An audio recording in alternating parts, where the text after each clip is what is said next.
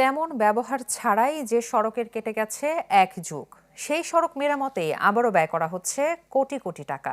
সেই কাজে ব্যবহার করা হচ্ছে নিম্নমানের উপকরণ।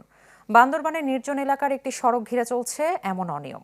অভিযোগ, প্রভাবশালী কিছু ব্যক্তির সুবিধার জন্য এ কাজ করছে এলজিইডি। ইয়াসিনুল হাকিমের পাঠানো প্রতিবেদন।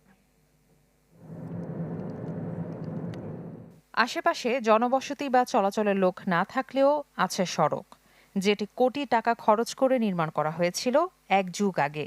সেই সড়কটি আবারও বিপুল অর্থ খরচ করে চলছে মেরামত। নতুন এবং ফিরে আসা গ্রাহকদের জন্য নগদে চলছে ক্যাশব্যাক সহ প্রতিদিন হাজারো উপহার জেতার সুযোগ। হবে আশা আর ফেরা, সারপ্রাইজ সেরা।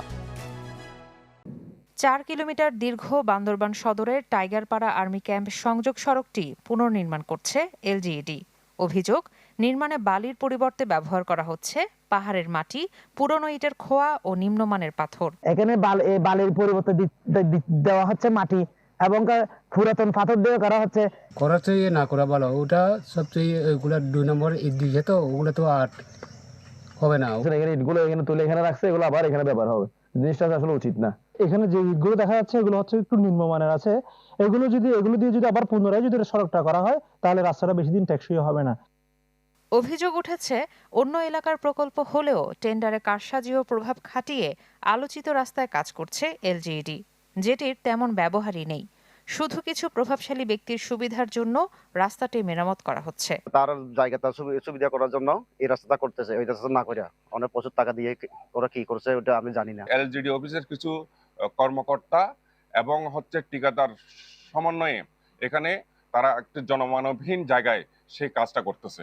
সরকারি টাকা খরচ করে যেই রাস্তায় কাজ হওয়ার কথা ছিল সেই রাস্তায় ঠিকাদার কাজ না করে অন্য একটা রাস্তায় এই নামীয় কাজটা করা হচ্ছে।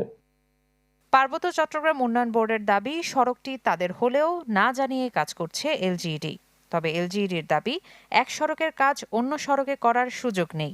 অনিয়মের সত্যতা মিললে ঠিকাদারের বিরুদ্ধে ব্যবস্থা নেওয়া হবে। পার্বত্য চট্টগ্রাম উন্নয়ন বোর্ড 2013-14 অর্থ বছরে কাজটি সমাপ্ত করেছে।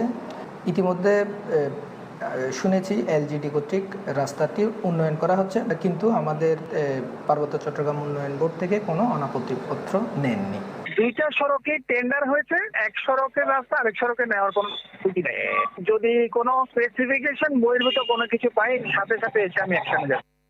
সড়কটি নির্মাণে ব্যয় ধরা হয়েছে 7,18 লাখ টাকা। কাজ করছে ইমু কনস্ট্রাকশন নামে একটি ঠিকাদারি প্রতিষ্ঠান। তবে তাদের বক্তব্য মেলেনি। Desk report, channel 24।